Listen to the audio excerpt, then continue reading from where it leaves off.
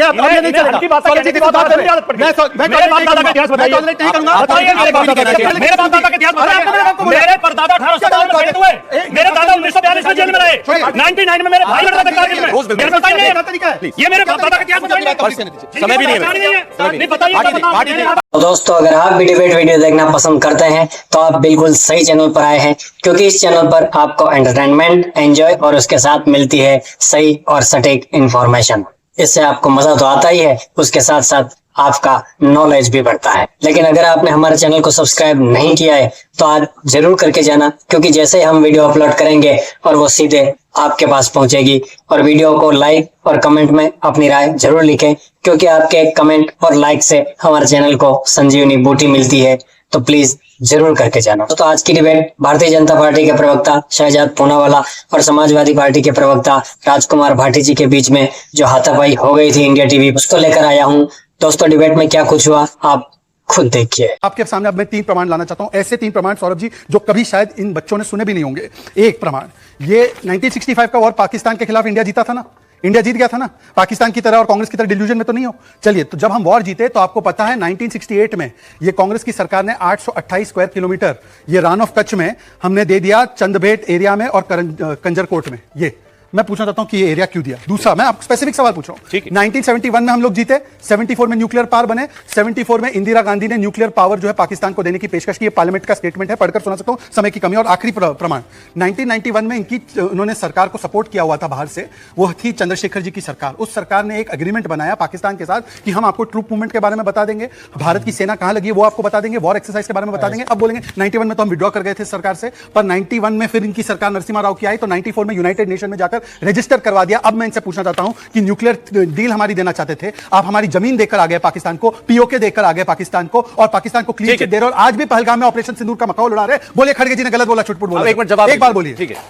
देखिए, पूरा देश जानता है कि 2014 के बाद एक नए भारत का उदय हुआ है। उससे पहले ना भारत था, ना मेल थी, ना जेल था, ना आजादी थी, ना गांधी जी का योगदान था। ये मैं नहीं कह रहा, मैं कोट कर रहा हूं, कंगना रनौत का स्टेटमेंट है, आपने तो सुना दूंगा, इनकी सांसद है, इनकी बड़ी नेता है। ठीक है, अब दूसरी चीज पे आइए। इन्होंने कहा 65, 71, 74, जनता ने हम कह रहे हैं हम सारी गलतियां हमारी थी, मान ली हमने। जनता ने हमें 2014 में सबक दे दिया और हमें विपक्ष में बैठा दिया। 2014 के बाद जब नए भारत का उदय हुआ, एक नया सूरज हिंदुस्तान में आया नई रोशनी लेकर, मित्रों इस देश में अब परिवर्तन होगा। जब परिवर्तन की बात आई तो 14 के बाद चाहे पुलवामा ले लीजिए, उरी ले लीजिए, पहलगांव ले लीजिए, कितने अटैक गिनाऊंगा और कितने आतंकवादी मारे गए, कितने आर्मी के लोग मारे गए। अमित शाह जी ने कहा था, उसे कोट करने की जरूरत नहीं, सब लोग सुनते हैं। पुलवामा में यह नहीं पता चला आज तक वो 250 किलो, 150 किलो, 350 किलो आरडीएक्स कहां से आई थी, और कानवाई की इजाजत जब वो एयर लिफ्टिंग मांग रहे थे तो उसे नीचे से क्यों दी गई, ये समझ में नहीं आया। ये सवाल पूछना चाहते हैं। 40 के बदले 400 सिर लाएंगे, आज तक नहीं आ पाए, 400 से कर लीजिए। फिर कहा गया, अब ताजा ताजा पे आ जाइए, सिंदूर। जिस आदमी ने, देश के प्रधानमंत्री हैं, सम्मान यह हम बड़ा सम्मान करते हैं, लेकिन जब वो कहते हैं मुजरा कराएंगे, मंगल सूत्र छीन लेंगे, ये मैं नहीं कह रहा, ये उनके डिबेट से अगर मैं सुनाना चाहूंगा तो वो जो आदमी मुजरे की बात करे, मंगल सूत्र छीनने के ऊपर चर्चा करें, वो सिंदूर की कीमत नहीं जानते। और सिंदूर की जहां तक बात है, ऑपरेशन सिंदूर देश की आर्मी को सलूट था, सलूट है और सलूट रहेगा। लेकिन ये जो पोस्टर है पूरे देश में चर्चित हो रहा है, ये रहा, पूरे देश ने दिखाया। नरेंद्र मोदी जी आर्मी के, यहां किसी जनरल का फोटो होता, किसी आर्मी के जवान का फोटो होता तो हमारा सीना 156 नहीं 268 इंच चौड़ा होता। लेकिन ये मोदी साहब युद्ध लड़ने गए थे बॉर्डर। अच्छा चलिए, इसका जवाब मैं इनसे लूंगा। फाइनल कर रहा हूं, 10 सेकंड और।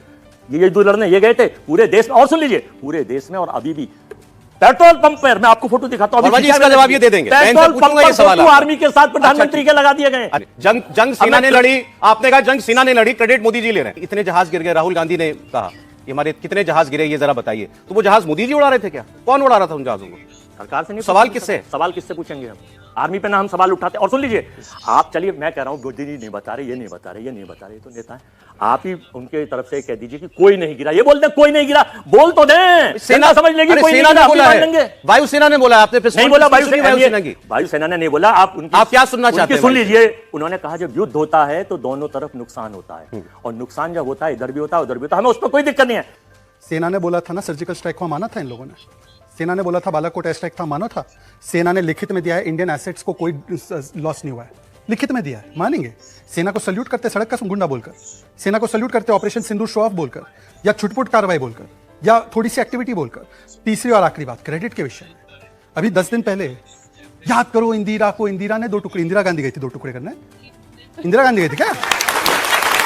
अभी ये 10 दिन पहले बोले इंदिरा को याद करो, 2 टुकड़े करके आई, इंदिरा ने बोला मोदी को झुको मत तो इंदिरा करने गई थी, सैम मानेकशॉ कर रहे थे, सैम मानेकशॉ के बोलते ना, सैम मानेकशॉ को याद करो। कि जब युद्ध लड़ रहा हो भारत ने तमाम उसके ठिकाने उड़ाए हो, 9 ठिकाने, भारत ने तमाम उसके एयरबेस उड़ाए हो, तो प्रधानमंत्री जी के साथ उनको खड़ा होना चाहिए और कहना चाहिए कि मुझे आज इस प्रधानमंत्री पर गर्व है जिसकी मैं आलोचना करता रहा, क्योंकि भारत के तमाम विपक्ष के नेताओं ने आज तक 71 की लड़ाई में इंदिरा गांधी जी की भूमिका को हमेशा सलाम किया है, कभी नहीं कुछ कहा, और उनको दुर्गा की उपाधि तक उस समय की मीडिया ने दी। अटल बिहारी वाजपेयी जी ने इसको खारिज किया था वैसे, लेकिन यह वास्तविकता है कि भारत में जब भी कभी बाहरी हमला हुआ भारत एक खड़ा रहा। लेकिन यह पहला मौका है जब मैं देख रहा हूं कि भारत की तमाम विपक्षी पार्टी बहुत चालाकी से, बहुत तरीके से चाहती है कि भारत की मौजूदा सरकार पर कोई एक ऐसा आक्षेप लगा दे कि उसकी जो ये उपलब्धि है आतंकवाद के खिलाफ, ये आपका आरोप सारे विपक्ष पर है, ये आरोप सारे विपक्ष पर। बिल्कुल है, सारे विपक्ष को सामने आकर के राहुल गांधी की आलोचना क्यों नहीं करते कि राहुल गांधी तुम गलत बोल रहे हो। कि जब वो मारकर 1.5 घंटे तक वो क्या विंग कमांडर की बहन कह रही थी, ना या पुलिस थी,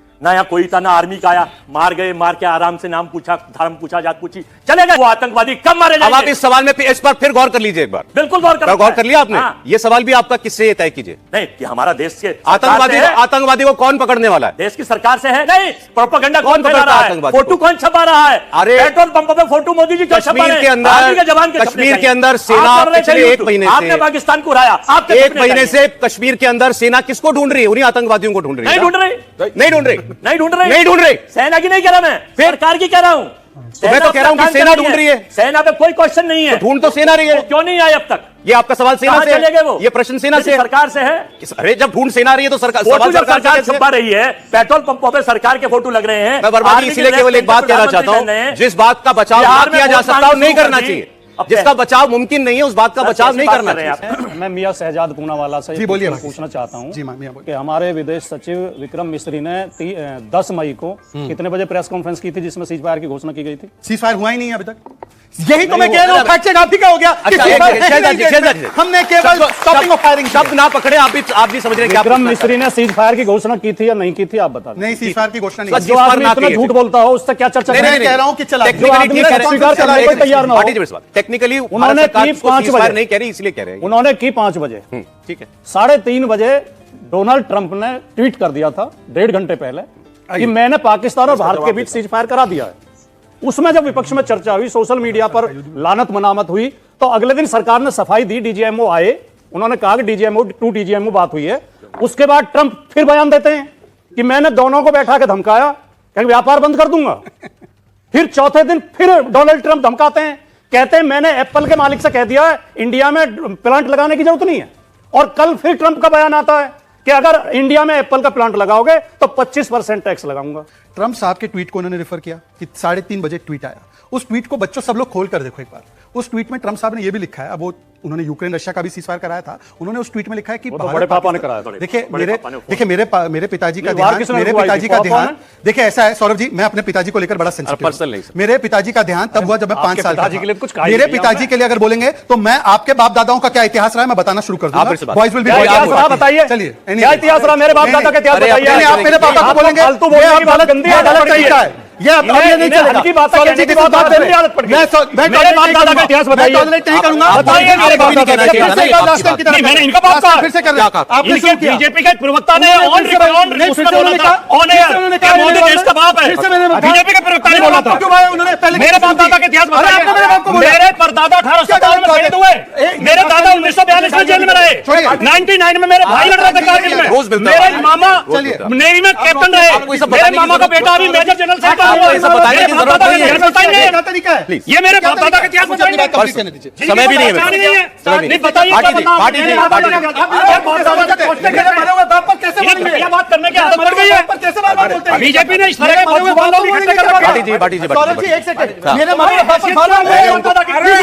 भाटी जी तुम्हारी हैसियत है भाटी जी नाम लेने की। भाटी जी भाटी जी मेरे बाप दादा का कुर्बानी दी है।